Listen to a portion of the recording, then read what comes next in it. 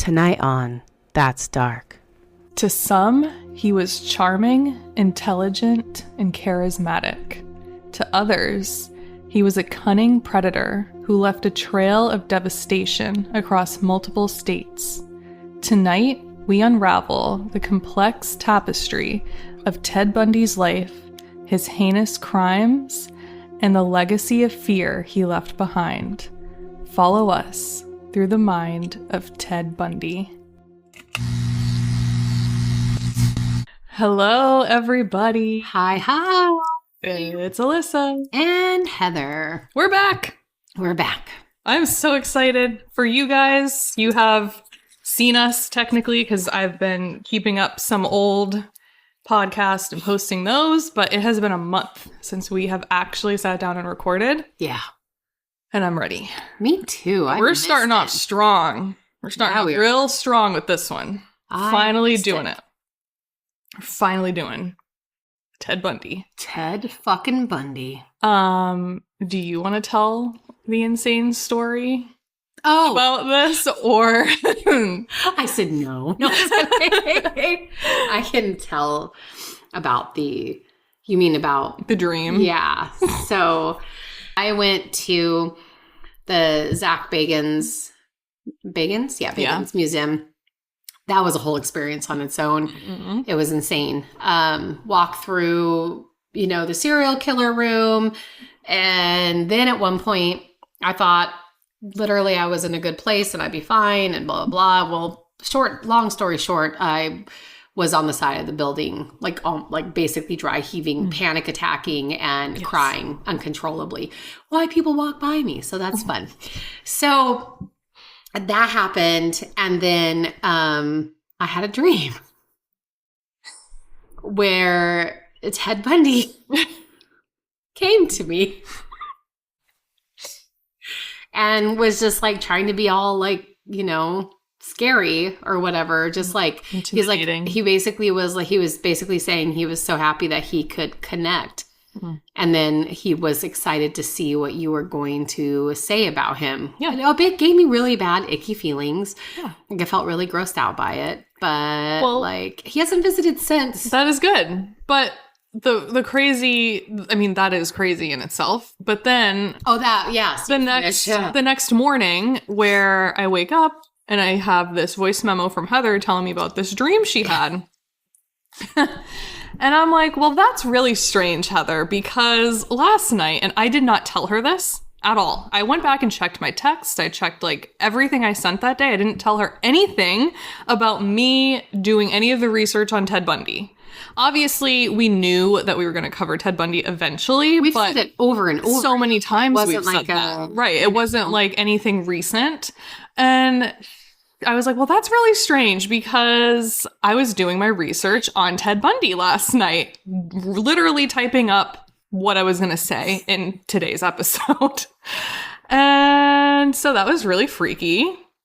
It was really freaky. Could be a strange coincidence. Who knows? I've never dreamed about a serial killer. No. And I've done so much research, so much stuff on serial killers. I've never dreamed about one. And in that room, the serial killer room, I remember them saying Ted Bundy stuff was in there. Yeah. I didn't even get to go near it because everyone was crowded around. Yeah. So I was specifically looking at the other serial killers. I didn't get to go near Ted Bundy's area. Yeah. Because everyone just was flocked there. Right.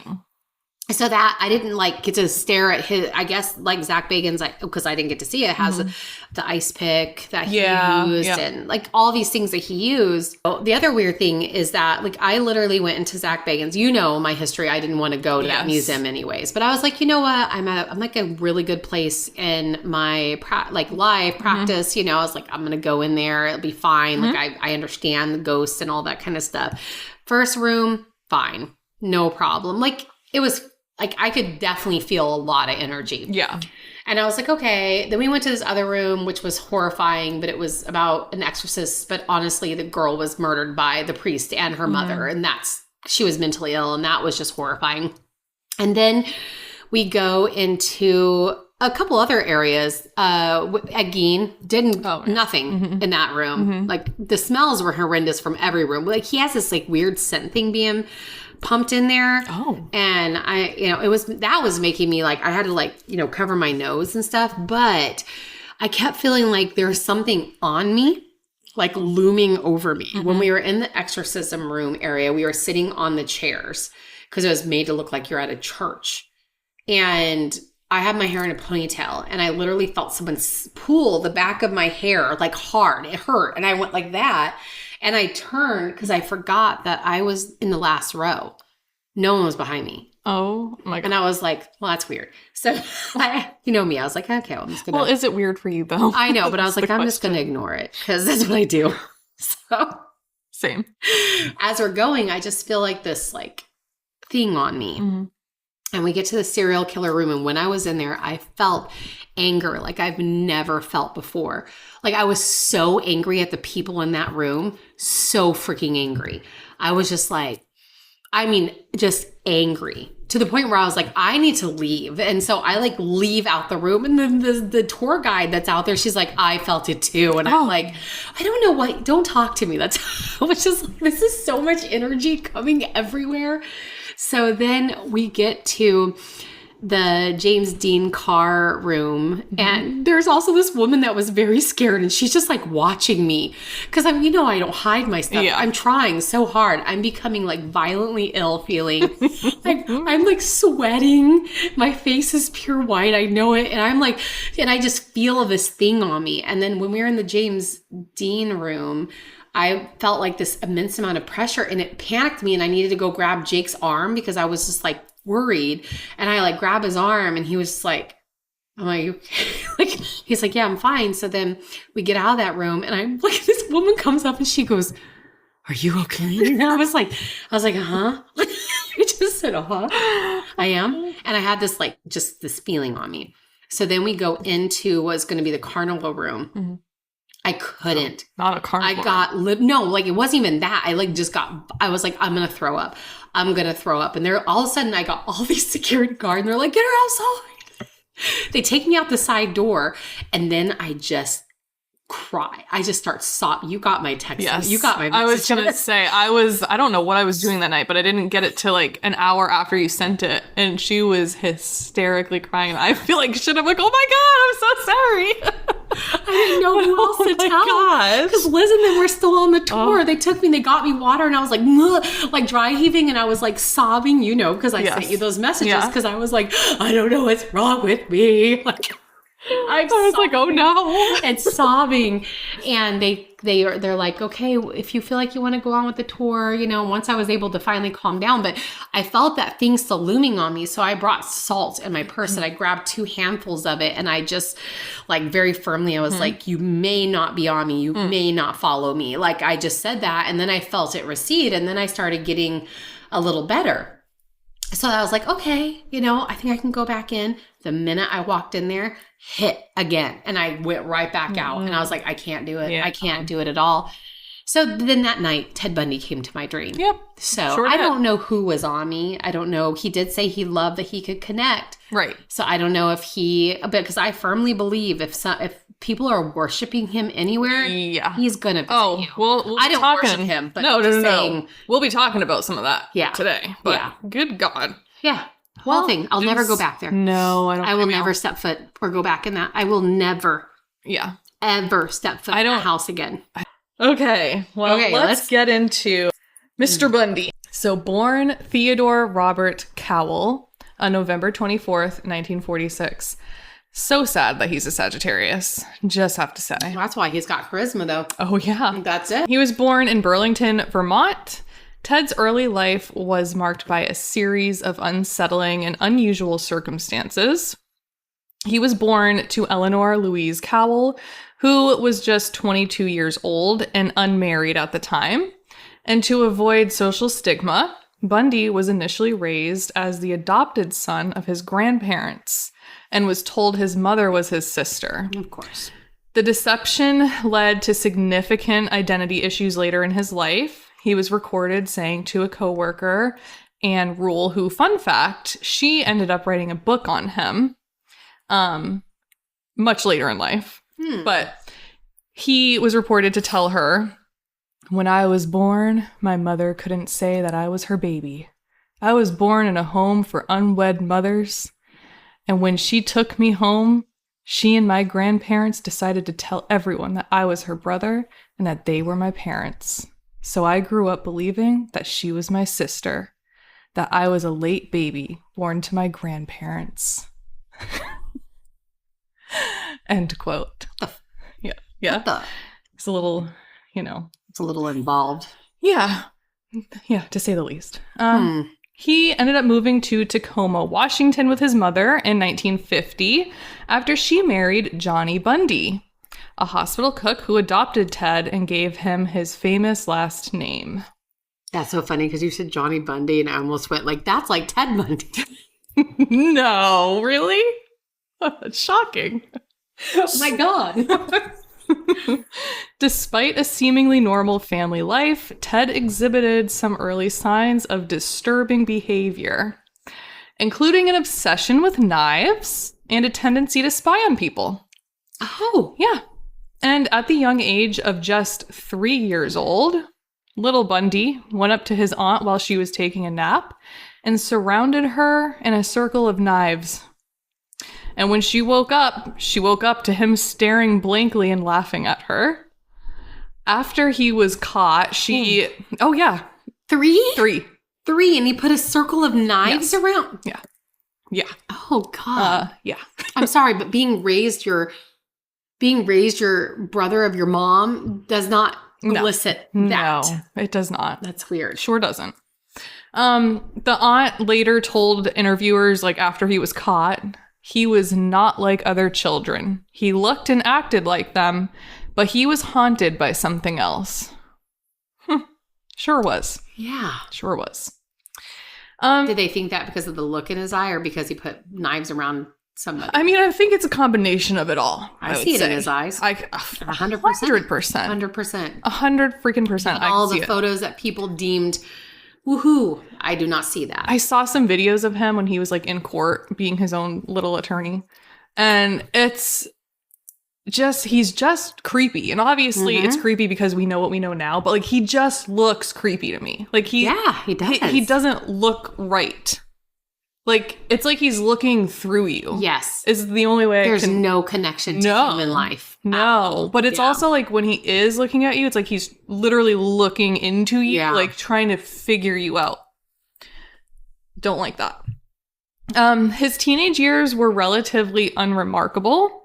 He was said to have been well-liked, mainly because people found him attractive. But he was very well-spoken, smart, did well in school, and was able to put on a pretty good facade. He was very charismatic. Yep.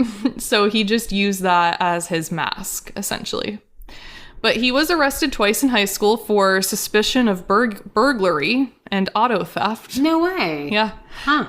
That's a common theme in his escapades, is auto theft. Real quickly, I don't know if you got, were they okay off? Were they poor? Do you know with his family life? I didn't read anything that said one way or the other, so I'm going to assume pretty just normal. Okay. It didn't sound like he was poor, but I don't think they were well off. Okay, so just middle class. Yeah, type of family. Because this is another common thread in his life is he wants to be wealthy. He wants that importance. So I'm going to assume he doesn't come from that.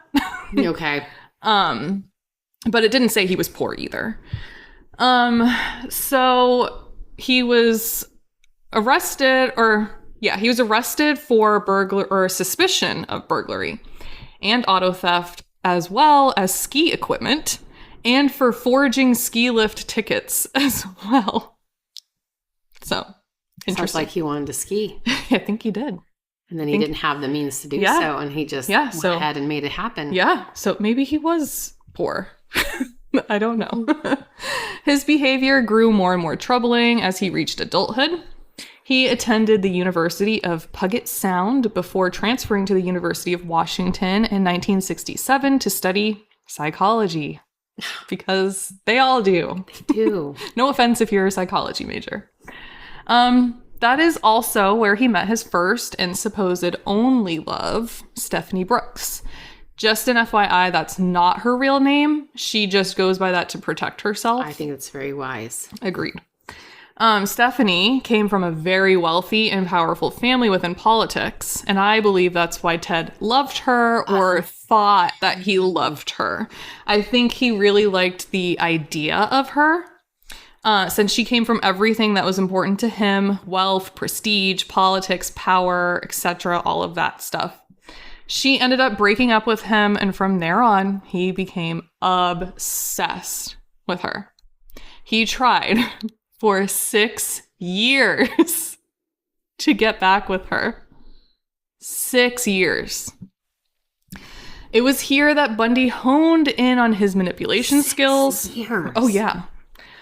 Becoming adept at masking his dark urges behind a veneer of normalcy. He also was said to have a superiority complex. That you can see. Many serial killers do. Absolutely. People said that he really thought he was going to grow up to be someone of very high importance. Like, the typical narcissistic serial killer type. Yep, absolutely. And then couple that with a Sag. That's more than lethal. I got to do his whole chart. I got to see what's going on there. In October of 1969, at a bar in Seattle, Bundy met and began dating Elizabeth Kendall. Now, her name is spelt not like Kendall, but I've heard it pronounced as Kendall, so I'm not 100% sure on how exactly to say it. She was a 24-year-old single divorced mother from Utah working at the University of Washington, where 22-year-old Bundy was attending school. And yes, this is within the time period of him still trying to get with Stephanie. Elizabeth recounts that one night she had invited Bundy over. She ended up getting sick that night and went to bed. And in the morning, Bundy was up making pancakes for her and her daughter. And that was the moment she fell in love with him. She fell head over heels for this man. I do know, yeah. Yeah. He, again, there goes that mask. Yeah. He was able to, be a completely different person depending on who he was, around. I really do want you to do his chart. I do. I would love to know what his rising is. Oh my God, I know. It's interesting. I do think, sorry, go ahead. No, you go. I do think that being a Sagittarius helped him win so many people over. I couldn't agree more. But I would love to know what his other stuff is. Me too. There were a few odd things that she would catch him doing. One night, she woke up to him staring at her with a flashlight under the covers. What? Wait, what? Yeah. Looking at her body? I guess. I'm kind of confused. I don't know if he was under the covers with a flashlight, or was she under the covers and he had a flashlight on her? Or did he lift it up and look at her body? I don't know. That's very weird though, because they were together. So he could just look at her body. Yes. If that is okay. Just wait for this next one. Okay. Real weird. And then another time he was playing hide and seek with Molly. That's her daughter's name. While he was naked under a blanket while erect. Wait. Yeah. Wait. Yeah. Wait. Yeah. Hold up. I got a piece. Wait. Yep. So he is playing hide and seek with Molly. Yes. Is it said that Molly's near him anywhere? It didn't specify. But he's just I would hiding under assume a she blanket was erect. Yes. Mm-hmm. Okay, and that didn't... I don't know. She obviously... I know. Oh, okay. Yep, I know. Weird. They almost got married. They got the certificate and everything. However, after a nasty fight, Ted ripped it up. They never ended up getting married. Thank God that all he did was rip it up. Yeah, I know. But they did stay boyfriend and girlfriend. Or a few years after all of that. Elizabeth became pregnant. But good old Ted forced her to get an abortion. Get ready to hear the reason why. Because she needed to work to put him through law school. Yeah. I'm sorry. Oh, yeah. He said, you're not having this, baby, because you need to get your butt cheeks into work so I can go to law school, miss. I would have been like, what the fuck? Mm-hmm. I'm out of here. Mm-hmm. What are you... like, now it's, like, interesting because Yeah. you never really get to hear about their relationship. I know. There's movies out there and stuff, but, like, I always think, like, oh, this woman, how did she not know? But hearing this stuff, I'm like, yo. I know. You obviously were just another woman with a jerk of a guy. Right. You know, and he was obviously abusing her. That's abuse. Yes. 100%. Crazy. And maybe she just didn't think too much of it because of the time. Like, it was the 70s, like 60s, 70s, and, you know, women were just kind of disregarded. Also, abortion was not lightly taken. No. That was more dangerous during that time. Their relationship was tumultuous, and Bundy's infidelity and inability to commit caused significant strain. But despite this, she played a crucial role in his eventual capture. So that is good. That is very good. It's very good. In 1971, Bundy somehow landed a job at a suicide hotline. This is where he met Anne Rule. If you remember, I just talked about her a little bit earlier ago. She's the one who ends up writing a book about him later on. Yes, his coworker. Yes. So the book's title that she ends up writing is called The Stranger Beside Me. And I kind of want to, I haven't read it yet, but I really want to read that. It sounds like very interesting. Some notable quotes from the book are, on the surface, it seemed that I had more problems than Ted did. He was one of those rare people who listened with full attention, who seemed genuinely caring by their very stance. You could tell things to Ted that you might never tell anyone else. The only clue I had was that my dog, who liked everyone, did not like Ted at all. So, and she even in there says, trust your dogs. Trust your dogs, 100%. everybody. Trust your dogs, trust your cats. Yeah, cats can be a little bit more skittish. Yes. But trust your animals. 100%. They know inherently if a person is good or bad. 100%. Overall, Anne said that working with Ted was a positive experience. She didn't become one of his victims simply because she just didn't fit the criteria. All of his victims looked incredibly similar to his ex, Stephanie. I didn't know that. Yep. Really? The one that got away? The one that got away. Chased for... 6 years. Yep. He didn't let that go. No, he sure did not. Oh. Sure didn't. But also he went after strangers to remain undetected because this is another, stupid. No, I was going to say this is a common thing for him. This man, he thought shit out. Yeah. He was very methodical with everything. In 1972, can you guess what Ted Bundy decided to get into? You're going to be shocked. Politics. Oh. Who would have thought? Not me. Whoever would have thought that a cunning, charismatic liar would get into politics? What? Shocking. This is brand new information. This is crazy. He became chummy with Governor Dan Evans' re-election campaign. Ted would pose as a college student and shadow the opponent of the governor just so he could get the speeches from him and bring him back to Dan. Yeah. He is all kinds of cunning. Oh, yeah.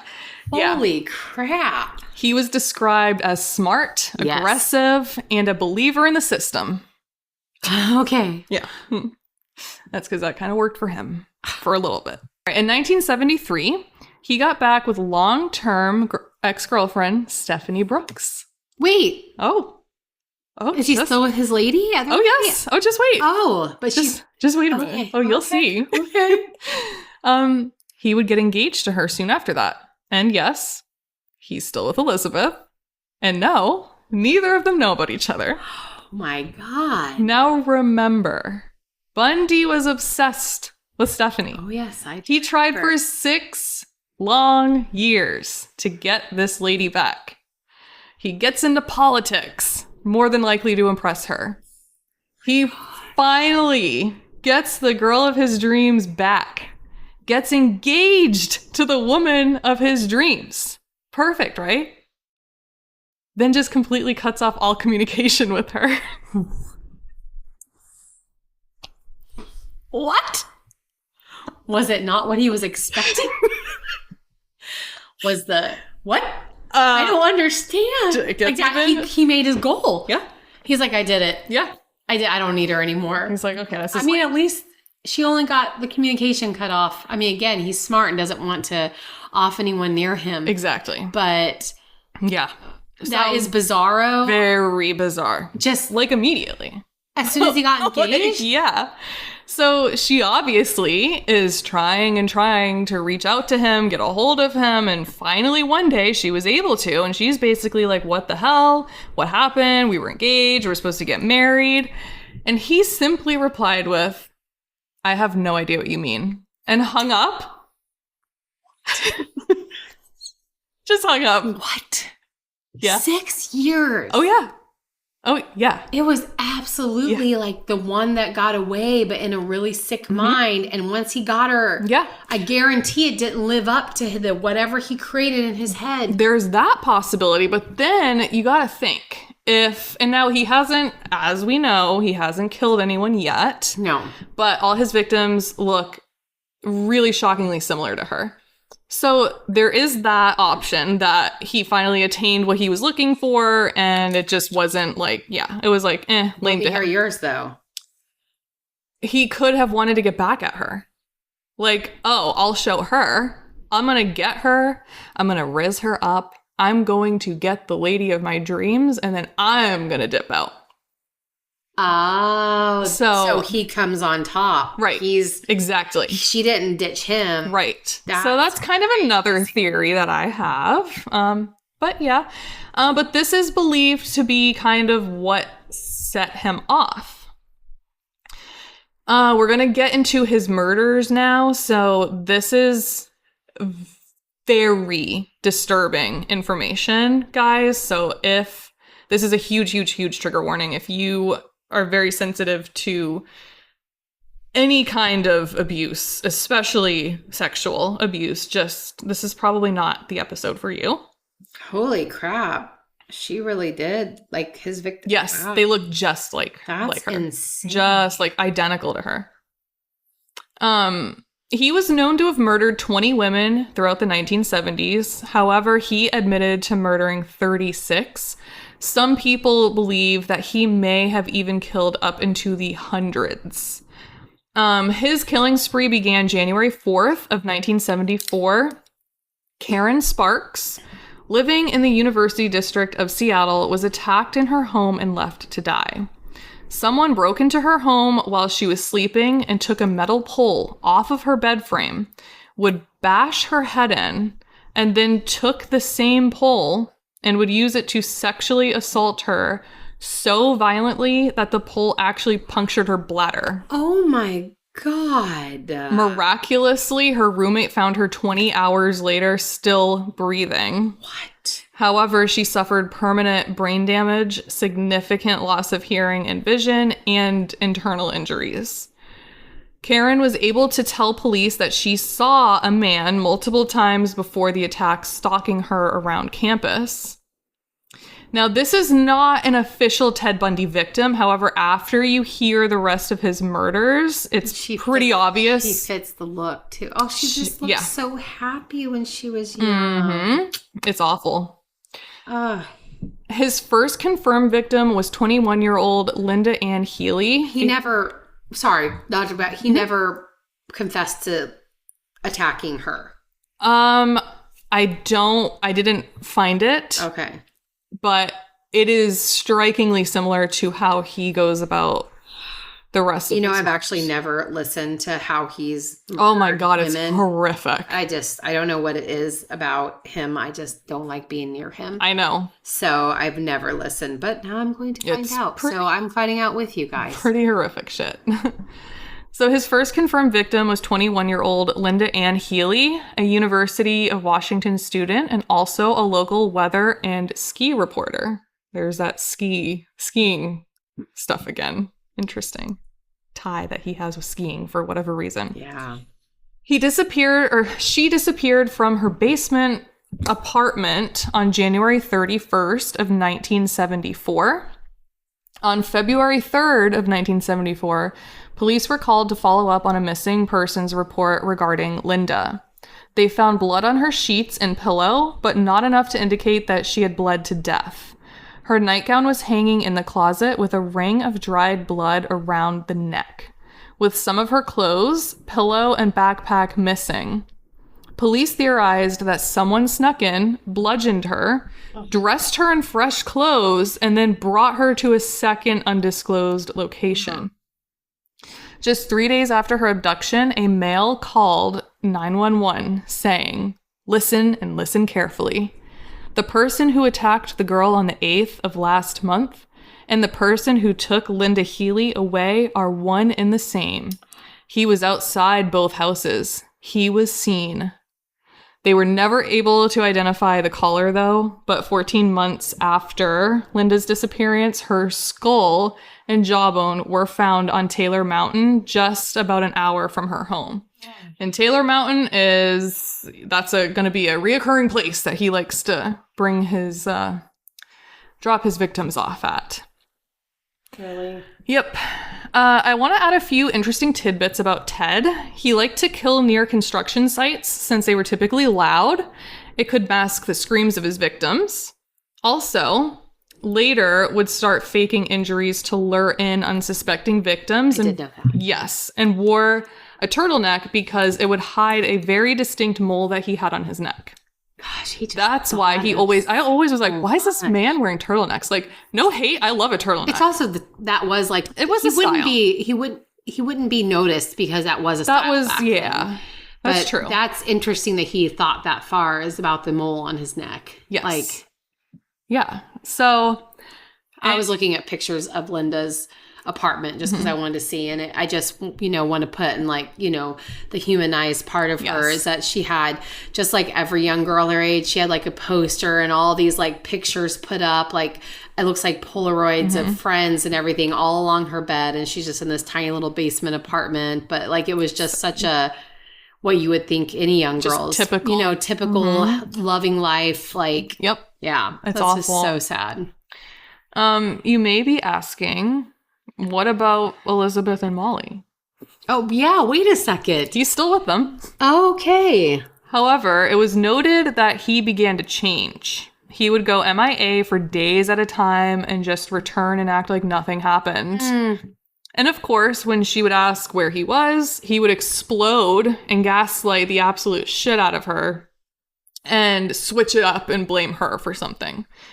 So, typical narcissistic behavior there. Yeah. Do you think he stayed with her for a cover? I think so. Yeah. I think so. It's that whole narcissistic, like, this is my possession type of. It could be that too. Because he obviously has no human feelings. No, I think it's mainly for the look. The like, see, I'm this clean cut man. I'm with this woman with a kid. Like, could never be me. You know? Look at my family. March of 1974, just 1 month after Linda's murder, Donna Gail Manson, a 19-year-old student at Evergreen State College, just south of Seattle, would go missing on her way to a campus concert. Although her body was never found, Bundy later claimed that he burned her skull in the fireplace of Elizabeth's home. Oh my God. He would say later in interviews, quote, "Of all the things I did to Liz, this is probably the one she's least likely to forgive me for." What? End quote. Sir, I think there's a lot more. I'm sorry. You murdered women. Yeah. You engaged another one. I mean, there's a list. There's a whole... Ted. A list. Oh, yeah. And burning a woman's skull in her fireplace. I didn't even know the fireplace, got hot enough to burn a skull. I know. From this point on, all of his victims were murdered no more than 1 month apart from the last. So he's just on a roll during it's working, time. right? Yeah. It's working for him. At this time, Bundy started working at the Washington State Department Emergency Services, which was a place where missing people would be reported to. This was also around the time that he would start being described from people. So people would say that they saw a man in a turtleneck last seen with this missing woman. So he had to switch things up a bit.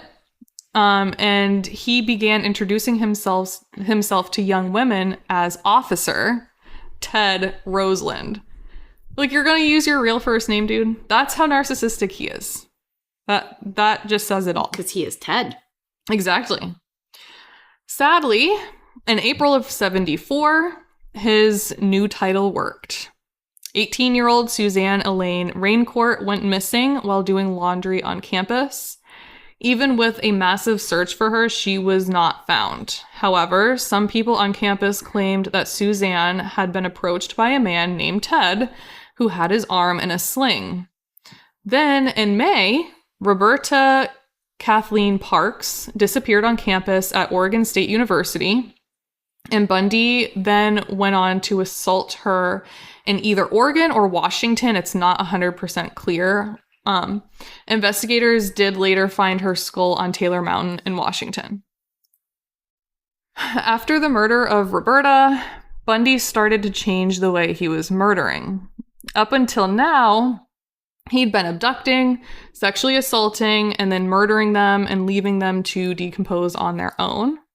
However, he wanted to try out necrophilia. What? Yes.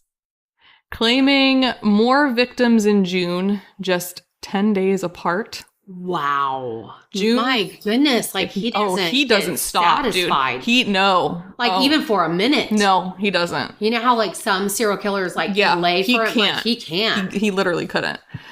June 1st of 1974, he abducted 22-year-old Brenda Ball in Seattle, where he pretended to be handicapped and asked for help. Mm-hmm. Witnesses claimed to see her with a man who was also wearing a sling before disappearing. Her skull was also found on Taylor Mountain. June 11th of 74, 18-year-old Georgianne Hawkins disappeared outside of the University of Washington. This time, witnesses claimed to last see her with a man using crutches that appeared to be struggling with his briefcase outside of a brown VW Bug. There's that infamous bug. Oh, yeah. Hawkins was knocked out and then strangled to death. This was his first reported victim of necrophilia. So what he was doing now was abducting victims where he would usually sexually assault them, murder them, perform necrophilia, bring them to their shallow grave where he would frequent them, if you know what I mean. Mm-hmm. So he liked it. Yeah, he would come back. He dug them shallow because he wanted to keep coming back. And he would continue to visit them up until the point of decomposition was so bad that it would make it physically not possible anymore, or until he was grossed out because they were not attractive anymore. Mm-hmm. Mm-hmm. Oh, what? Yeah. I don't know why I'm surprised. Like, I don't know why when I hear these things, knowing that they're a horrible person and a serial killer, I'm surprised, but like, I had no idea. It's bad. I mean, like, just the stench alone. Like, I know. I mean, he would frequent them. I know. When they finally got where he didn't find them attractive anymore. Yeah. What? Mm-hmm. Yep. Real nice. He cannot visit me in my dreams anymore. No, thank you. Absolutely not. No, thank you. So based on evidence, Bundy murdered 6 of his victims before beginning this new venture, but all of the rest after those first 6 would have this same ending. Did he ever... So with those ones that he would use for necrophilia, were they murdered the same? Yeah. They had the same MO that way. Mm-hmm. And he would sexually abuse them beforehand. Yeah, he would sexually abuse them. And I think strangulation was his main way. His main go-to. Yeah. Bludgeoning and strangulation was like that was his thing. July 14th of 74, he got even more ballsy with his abductions, collecting 2 victims in just one day in broad daylight at Lake Sammamish State Park. Frantic. Yes. It's like frantic for these people, like to do this. Yep. Yeah. Witnesses claim a man with his left arm in a sling had approached multiple women that day, introducing himself as Ted. asking for help rigging his sailboat to his car. One woman agreed, but as she approached his car with no sailboat in sight, she grew concerned. Yeah. Ted would tell her, "Oh, it's at my folks' house just up the hill," in a British accent. Luckily, this woman listened to her gut and got the fuck out of there. Thank God. Yeah. But later, she would see Ted with another woman near his car, deep in conversation. This woman is now known as Janice Ann Ott, and she would be abducted later that same day, along with Denise Marie Nasland, just 4 hours after Janice. The same day? Yes. Wait. I'm sorry. Do you know if he killed her and then 4 hours later went out and got another one? Oh, Okay, I'm sorry. I'm just like flabbergasted. Once Bundy was captured, he claimed that Janice was still alive at the time that he abducted Denise and forced her to watch the other get murdered. Yeah. Oh, yeah. He's brutal. That's like a special kind of evil, dude. Mm-hmm. That's like, it's all evil, but to make a victim have to watch what's going to happen to her is just, I can't even, I know. My brain can't even fathom that. There's no words. Luckily, the woman who escaped that day had an up-close interaction with Bundy, so she had a pretty solid description to tell police, describing him as a man who called himself Ted, with sandy blonde hair, about 5'10", with a brown VW Bug. And the police sketch was pretty spot on to what Ted actually looks like. Ironically, Bundy was still working at the suicide hotline, and Seattle's police department even nominated him to be the director of Seattle Crime Prevention Advisory Committee at that time. So this man, who fits the exact description, name and all, is right freaking in front of them. And for whatever reason, they just couldn't piece it together. It's so interesting because John Wayne Gacy really inserted himself into like law enforcement type stuff, politics. And then here's the thing is because back then everything was image. Yeah. Everything was image. Everything.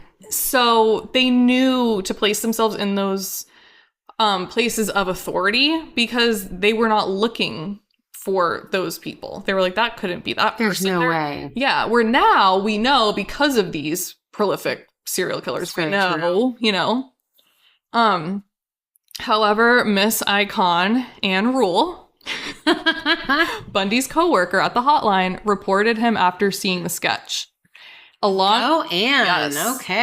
Along with his girlfriend Elizabeth, contacted the police on 3 different occasions, suggesting that her boyfriend might be the killer, along with 6 other people. But because it was the 70s and image is everything, they didn't do anything because there's no way a clean-cut man that's smart could be capable of doing that. That's in the crime prevention thing. That is on the that works suicide hotline. Exactly. That wants to get in politics. He wants to get in politics. No way. There's no way he could be involved. Not this white male who did all that. Never. I will say, though, it's important to note that the police were receiving up to 200 suspects a day from people. I mean, you gotta be scared, though. You gotta be scared and just going in. Yeah. I think I would just be on, like... Everyone. I'd be like, it's him. Are you... Don't talk to me. You know? Like, yeah. So when you look at it from that angle, it makes a tiny bit of sense as to why they didn't just go straight for him, but still to not even investigate him is crazy. I don't know if they knew that Stephanie was his girlfriend when she said it was him, but if she did, to have someone's girlfriend...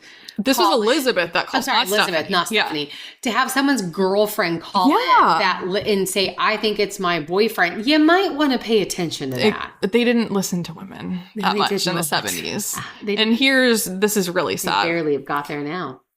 So eventually, Elizabeth asked her father to report Bundy because his word would be taken more seriously because he's a man. But he refused. Because it would ruin Bundy's reputation if she was wrong. What? She later reports that she felt as if her own father had taken Ted Bundy's side over hers, which he essentially did. He did? Yeah. Bundy knew that they were close. They were honing in on him. So he left for Salt Lake City, Utah to go to law school.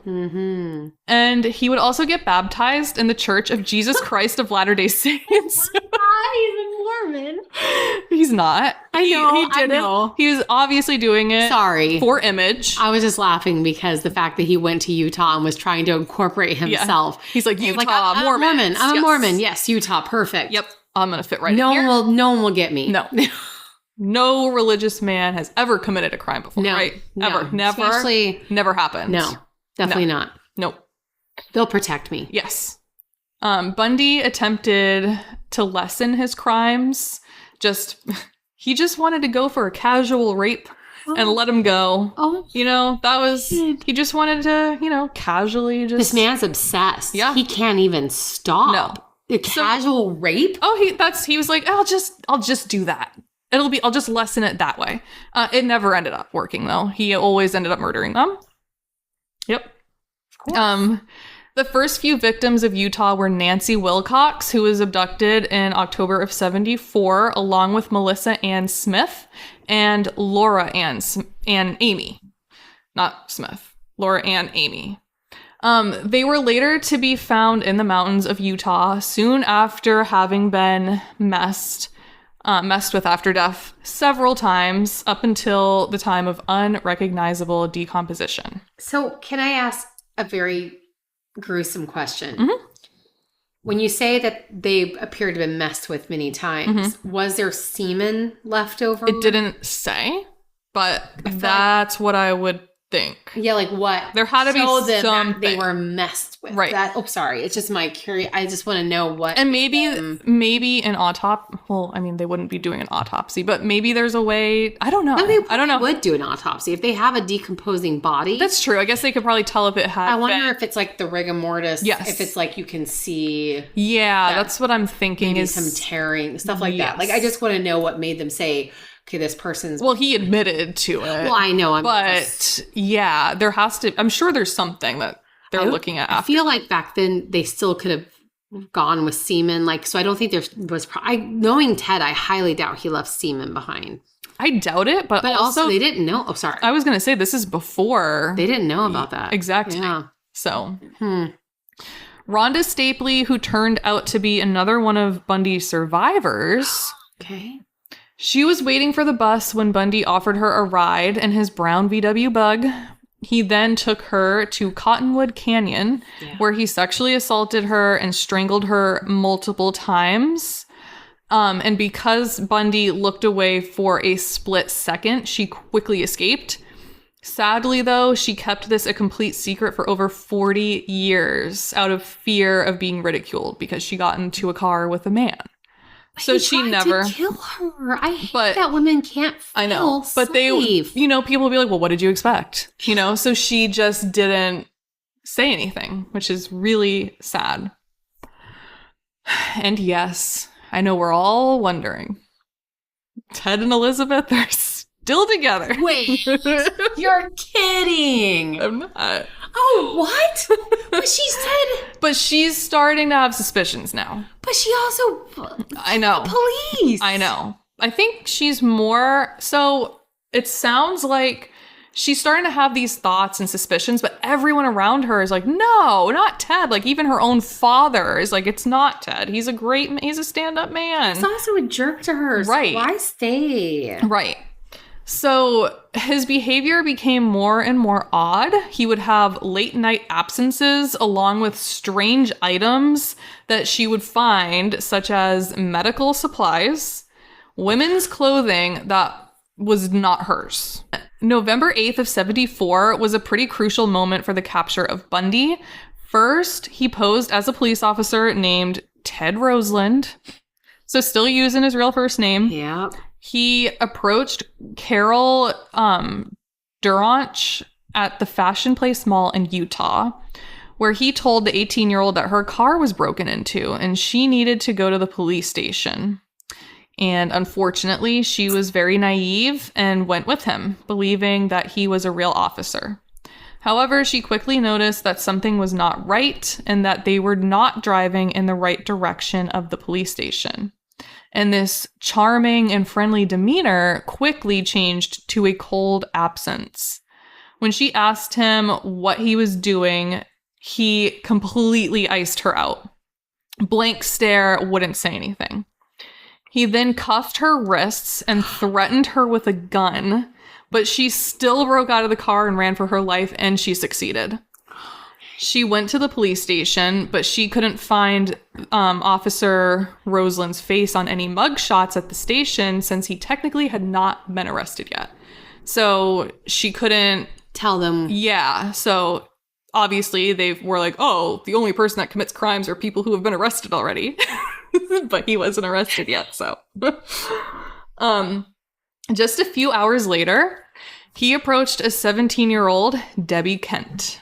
After her performance at her high school play in Bountiful, Utah, I was going to say, I feel like you probably know some of these places. He abducted her, but this time he left behind a clue in the high school parking lot. So she was a high school student? Yep, 17. That's sad. A key that matched the handcuffs that were on Carol just hours ago. He was stopped by the highway patrol later that day where they found a murder kit in the back of his VW. Yeah. They found a ski mask, another mask made of pantyhose, a crowbar, handcuffs, a trash bag, an ice pick.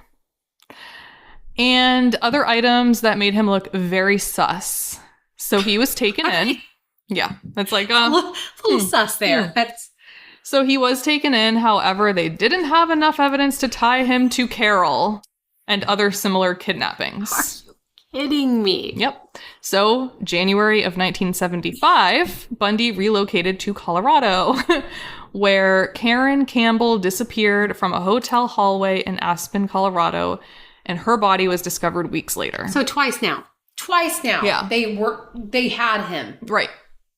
Twice now, he has been let go and he has gone on to go murder more people. Absolutely. And now, this was January of 75.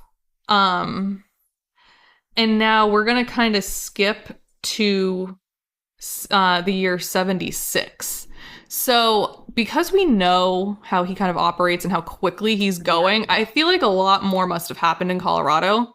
He claims to a lot more murders than he's actually been tied to, so it's possible. Yeah. But in 1976, Carol would play a crucial role in Bundy's conviction when she identified Bundy as the man who kidnapped and assaulted her.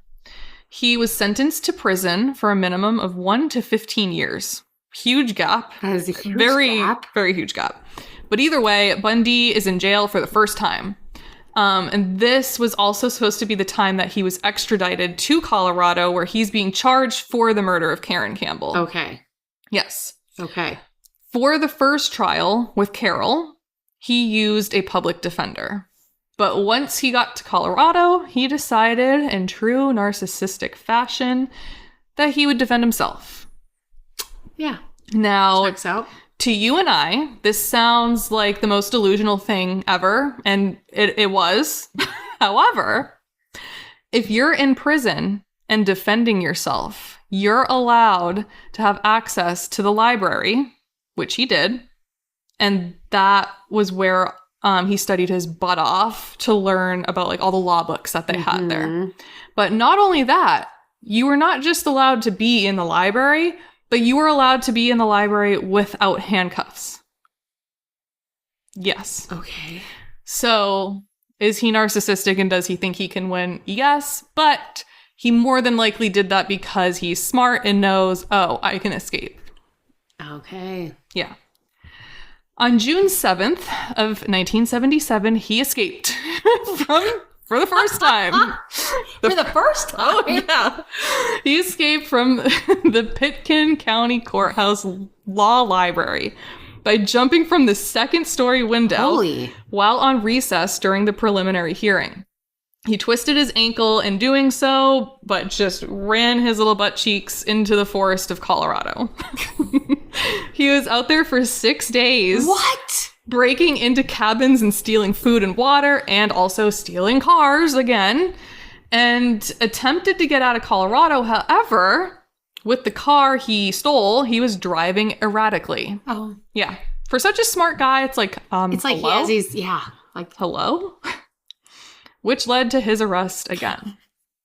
Ironically, it was looking really good for Bundy as far as the murder charges went, because all of the evidence was circumstantial and DNA testing was not a thing yet. So he more than likely, if he had just stayed his little butt in jail, would have just gotten away with it. But now that he escaped... He's taken off. Yeah, he looks guilty. Very guilty, yeah. So Bundy's back in jail, and around this time, the media starts picking wind of him. And with the media coverage comes fangirls. I don't. And boys, but mainly girls. Which I just will never understand. I don't understand that. Like, I understand people that love the dark book talk. Yes. I understand the loving of, like, the dark, right? A fantasy. But also, I even with book talk, they're not loving... They're not, like, having these fantasies about somebody who commits serial kill, like, on women. You know, it's usually, like, you know, the guy who's got a past, he's all dark and all that kind of stuff, but he might be murdering, but it's usually, like, a vigilante type thing, right? So it's like I can understand being attracted to something dark. Not that. No. Never that. And not like, real. That's what I'm saying. Not like never real, that. Never real. I don't even understand being attracted to, like, a not a real serial killer who took numerous women's lives. No. Like, I don't get that. Like, you know, and it's a very common thing. It's very common. And I think it's because so many women think that they can just fix. Like, oh, I'll be the one that he doesn't want to murder. No, you won't. You won't. No. You won't. I mean, with Teddy here, he'll probably set you up and you'll be his girlfriend while he goes murders a bunch of other women. Right. But because he's not gonna... Eventually, I feel like if he got backed into a corner, Elizabeth would have been dead as well. 100%. You know? Yeah. If it was a way for him to do it and get away, she would be dead. Yep. Oh, yeah. So while in jail, he somehow acquired a hacksaw from another inmate, as well as $500 that was sent to him by some of his fans. The hacksaw doesn't surprise me. Yeah. I know. Too many I know. shows. I know they get their hands on everything. So he began hacksawing a 1 square foot, I believe a 1 square foot hole into the corner of the cell ceiling every night during shower time when all of the cellmates would not be around. He also lost 35 pounds to be able to squeeze himself through said hole. He did a few practice runs just to see like what kinks needed to be, you know, worked out in his little escape plan. And on December 30th of 1977, he made his full attempt. He crawled into the hole, popped out into the jail's crawl space, breaking through the ceiling to the apartment of the chief jailer, who was conveniently out with his girlfriend at this time. And he just walked out the door, where he stole a car and headed to Chicago. Yeah, he goes to Chicago, but that's just a little pit stop. Oh, okay. Because his main goal was Florida. Of course. Tallahassee. Oh. Yep. Now, you would think after successfully escaping from jail, he would lay low for a bit. But no. He continues to commit his murders. Are you kidding? But ramps it up even more. Do you think he literally just broke out to be able to murder as much as he can before he gets caught again? That is crazy. I know. January 15th of 1978. He's truly psychotic. He literally. I'm floored. I know. Crazy. January 15th of 1978, Ted entered the Omega House at Florida State University. Within only 15 minutes, he brutally attacked 4 sleeping women. Margaret Bowman and Lisa Levy were murdered.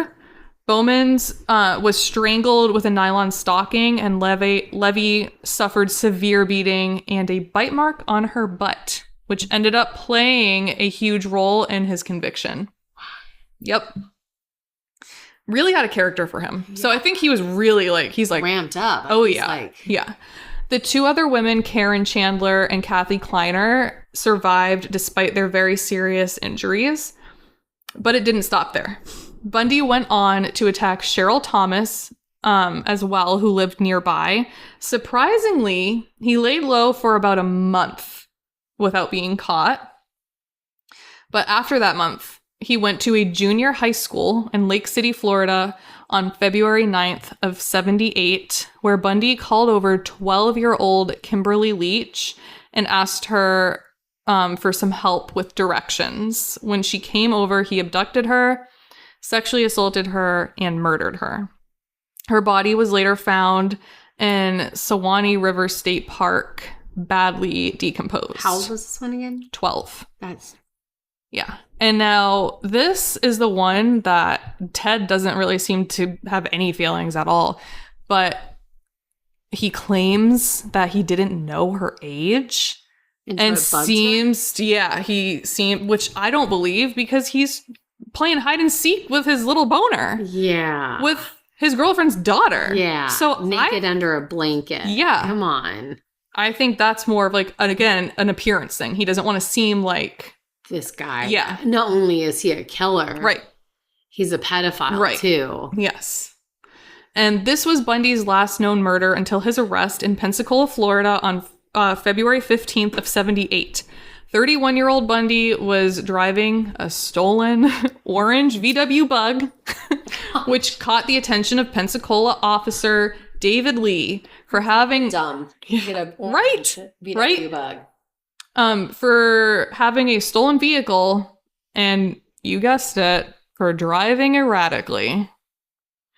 Once pulled over, Bundy provided a stolen ID as well. But the officer recognized his ass. From that point, once he was like recognized, Bundy tried to run. However, he was caught and arrested. And being charged for the third time. He was convicted for the Omega murders due to the forensic evidence found on Lisa Levy from when he bit her. So, good thing, I mean, not good thing he did that, but that he decided to bite her because now there's like actual forensic evidence. Luckily, Elizabeth has completely distanced herself from Bundy and completely cut him off at this point. That's good of her. That's a good idea. However, oh my God, a woman named Carol Ann Boone stepped into the picture. He knew her from back in 1974 by working with her. What? She became obsessed with Ted and stayed by his side through the entire trial period and for years after as well. No freaking way. I gotta look this chick up, dude. June of 1979, Bundy's trial was the first trial to be televised nationally, where Bundy chose to serve as his own defense attorney again. And of course, he made it an entire spectacle. He was cross-examining witnesses and directly interacting with some of the victims' families as well, which enticed the media and the public's interest to the case even further than it already was.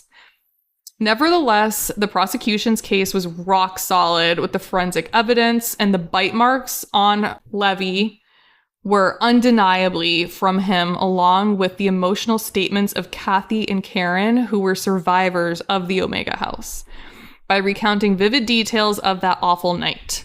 Side note, look up his teeth. Dude. Are you serious? They're jacked. Okay. They're jacked. I don't know. Looking up Carol. I don't know how this man was so charming to people. Every picture I've looked at, I just think he's icky. I've never seen, like, because they obviously had to do, like, dental imprints to, like, match the bite marks. Oh, my God. When I saw his teeth, and obviously no hate to anybody who has, like, messed up teeth, but because this is Ted Bundy, he's... Ew. Yeah, isn't that crazy?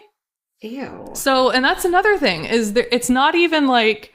he's a pretty generic looking man, but like his teeth are pretty jacked. So like his bite mark that he makes is going to be pretty recognizable. Like it's not, you know what I mean? Yeah. Yeah. It's very. Yeah. Ooh. So during the trial, he had hordes of fans that filled the courtroom, mainly women, and some even would mimic his hair and outfits. Yeah. What? Yeah. And this, of course, made him put on even more of a spectacle for them. The jury deliberated for 7 hours and found him guilty of the murders of Margaret Bowman and Lisa Levy, as well as the assaults of 3 other women. He was sentenced to death by electric chair. Fuck yeah. And he was the 136th person in Florida to be sentenced to death, which is interesting. Fuck yeah. A separate trial for the murder of Kimberly Leach resulted in another death sentence. Good. Judge Edward Cowart made remarks such as the tragedy of his crimes and Bundy's intelligence and potential to contribute positively to society. He even said, and this is a direct quote he said to Bundy, "You'd have made a good lawyer. I would have loved to have you practice in front of me, but you went the wrong way, partner." Yep. Because he was smart. He was charismatic. He had everything. It's a Sag, dude. Yes. It's because he had a Sag sign. Yes. He was like evil and that's, with a Sag sign. That's what I mean, a lot of people, what the judge said was kind of controversial, but I think he's right. He's like, you had all the potential in the world. You're so smart. You could have used this for good. But I think it was not... I think for Ted, it's not a choice. I think he's inherently evil. I agree. And if you look in those eyes, why I think that was a stupid thing for this judge to say is he's not talking to a man that could have turned his life around. No. Never. There's no hope for this man. You know, but and I understand. The judge knows that. Like, but absolutely. He he could have done something, but there's no way he wasn't ever going to. He was evil from the get. Oh, 100%. Yeah. Bundy spent nearly a decade on death row, during which time he confessed to more than 30 murders across several states. However, many experts believed that number to be much higher. And on January 24th of 1989, Ted Bundy was executed in the electric chair at Florida State Prison. Fuck yeah. He's a bizarro. He's probably the first, one that we really went over, because Ed Gein had a really horrific childhood. Oh my God. And then I feel like, as horrible as he was, because Ed Gein was horrible, I feel like his mom made him not really understand humans because she kept him away. And then he was literally his quote unquote craft developed into something horrific. With that one, you could see the development. Yeah. With Ted, to hear what he did at 3 years of age. So I went down a whole Reddit thread with Mr. Ted. And I found this person who, one of her relatives was in prison. I don't know if it was his cellmate, but he knew Ted in prison. And he was like, he was born that way. Yeah. He absolutely. You could see in his eyes. He was like, he was 100% just, that's how he was made. There's serial killers are horrible no matter what. Yeah. But there's a few of them that I just looked at and was inherently you're evil. 100%. And Ted Bundy's one. John Wayne Gacy is another one that I looked into his eyes and the soulless. Yeah. There is nothing there. No. At all. You can tell, a lot of people said how it's like he understood empathy, but instead of understanding the empathy and feeling it, he understood it and felt it as pleasure. It's he wanted to see the people feel this fear and pain, and that excited him. Yep. So he understood it enough, but it's not like he felt it the way you and I would feel empathy. He excited him. Yeah. He liked and that. Everything was for him. Everything is, how is this going to benefit me? How every person in his life is, how is this person going to benefit me? Where can I place this person in my life to where it's going to work for me? And it's just... Hearing the whole story, I think I have to completely agree with you on the fact that when it came to Stephanie, he absolutely worked that long to get her back. So I agree. He could then be he could be up on her by leaving. Agreed. And just cutting her off. I think so too. I think it was all a mind game. Yep. that he just obsessed over. Yes. And then because he did and because I do think because he couldn't understand like how she could ever break up with him. Exactly. I think that's why his victims all looked very, which I looked, very eerie. All of them. I think it absolutely had a lot to do with Stephanie, not her fault, but his messed up mind's fault, you know? So it's just crazy. I don't know how. Again, it's something that I just don't understand. But with Ted Bundy, I don't understand why people romanticize this man. I don't understand romanticizing any killer. Right. But why romanticize this man? I think he is ugly. I do too. I think he's so ugly. I don't find him attractive at all. He scares me. Yes. When I look at him. His eyes are dead. Black. It's like black in his eyes. Gone. Yeah. Like nothing. It's nothing. Just... And I mean, there's nothing special about him. No. He just looks like a man. Like he just looks like an average man. And you know it's the Sag energy. Yeah. Like it has to be. It has to be that charismatic, saggy energy that draws people to him, obviously. Yeah. I mean, it's just... Because it's not his looks. No. It's not his teeth. But a lot of people are like, oh, Ted Bundy was so hot. I'm like, no. And there's like maybe one picture that I found that, because you know they use Zac Efron as Ted Bundy, that I could see why they use Zac Efron. One, right? Just one picture, out of all of them, and I'm just like, he's not this attractive man. No. You know, it's interesting because you hear so much about Ted Bundy's looks, and you get the idea if you don't delve into it that he killed all these women by dating them because they make it seem that way. No way. He was a ladies' man, all this kind of stuff. He tricked them, every single one of them. He was not a ladies' man at all, in the slightest. No. The only way he's coined that term is because of his fans, because he was the first. This was the first murder trial to ever be televised nationally. So this case is the beginning of like true crime cults, I feel like. Yeah, like, absolutely. Like the cult following, like this is like the very first instance of it. And people went nuts for him. What about Manson? Didn't do any of his own killings. No. It was all the women that did it for him. Right. But that was a cult following for him too. But yes, this is just like, I mean. His was a cult following in person. Well, I mean, look at the fact that, what is that, the newest one, Shonda, her son has a fiance now. I'm just like. Dude. What? And a Chris Watts. Yes. Oh, he's got a cult following. He has one. I know. Insane. Dude, I don't get it. I'm like, he killed his wife and children. This man, Ted Bundy, killed so many women. Not only that, then used their body after, like desecrated them after the fact. Like, yeah. I get having attraction to dark. Yes, I get it. I get it. Lots of people do. Yeah. You know, but there's a different kind of dark. And then there's that. Right. And it's like not the same thing. It's just so crazy. And again, I know it has to be where it's just that thing in a lot of women that they can fix them. They can change them. I'll be the one. I'll be so amazing that he's never going to want to kill again. I'm sure he'll tell you that. I'm sure that any man will tell you that when they're in prison. Like, you know? Yeah. Especially if he's getting $500 from people. Like, hello? It's... glad the man's dead.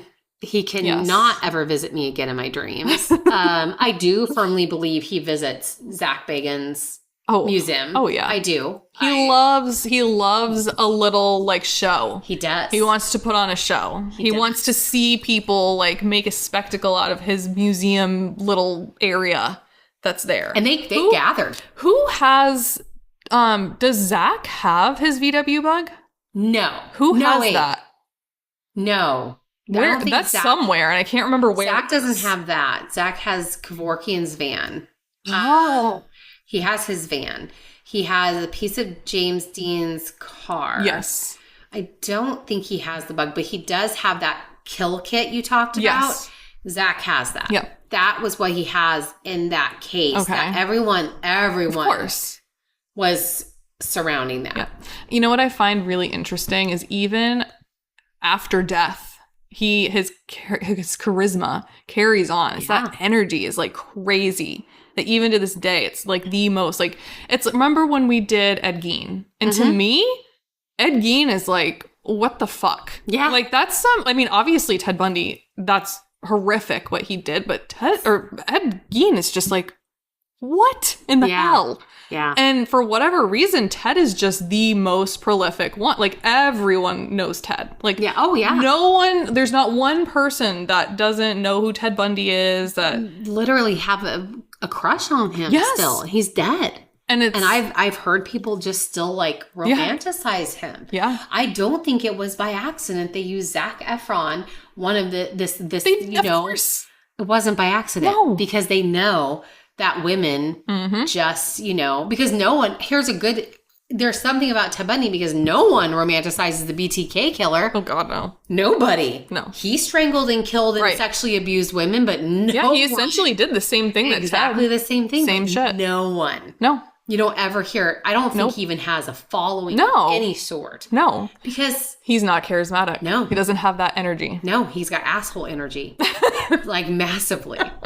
He does, though. I would love to know his sign because he just has asshole energy. He does. I really think it's just because I would like to know Manson's sign, too. I'm going to have to do some search in this because he's something about the eyes on him. I want to say he's a Scorpio. Chills. I want to say, but his I could eyes be give wrong. me chills. He's just a nutcase. But you could see the nutcase. With Ted Bundy, it's literally just dead. Dead. Mm-hmm. When she talks about him looking at her with a debt, I'm like, I get it. I see it in every one of his pictures. Yeah. I'm like you. I'm like, how did you guys not know? I know. It's just like, I'm like, how did you not see this man's eyes? And it's not just us that feel that way. People, before they knew who Ted Bundy was, felt that way. Yeah. There's so many accounts of people who are like, I was creeped out by him. But then so many who are like, he was great. I loved him. It was so, blah, blah, blah. And I just think, again, here's a serial killer that happened to fall within a Sag sign. So he got to have that little oomph. Yep. He got that oomph to take him over for a while, and he was intelligent. He was very smart with what he did. Well, so he was the perfect politician. That's for sure. Yeah. Would have been fit right in. Well, I find his story horrific. Oh, yeah. Vastly interesting. Very. Definitely 100% a narcissist and just a disgusting human being. I'm so glad he was fried. I wish it would have been worse. Yep. And I hope that his victims went on to live another life, that they got to find joy and happiness and peacefulness. That's what I wish. I agree. And I hope that the ones that didn't would haunt him till the day he did get fried. And then, unfortunately, I can't say that he's, being tortured after death, but it would be a nice hope. It would be, we'll just tell ourselves that's what's happening. Yeah. Right? All right, everybody. Well, that was a very dark one. I don't know what we're going to do for our next one, but... Well, I have two. Okay. That I've been working on. Okay. So I have one that's current. Okay. Very current. And then I have one that's just like that. Let's do the current. Okay. Let's do that. I think that'd be fun. I'm not going to say who. I'll say it when we meet back up again. All right. But it is a very current crime, murder, horrific. Oh, boy. Crazy. All things insane. All right. That I'm going to do. And I will just say, show business. That's all I'm going to say. Oh, okay. Okay. So. Little clue there. Yeah. All right, everybody. That's all we have for you this week. We will not see ya. You'll hear from us in the next one. So glad to be back into recording. Yes. Thank you so much for listening, and we'll see you in the next one. Follow, and subscribe. Subscribe. Sorry, I'm rusty. It's been a month. I know. Okay, bye. Bye, everybody.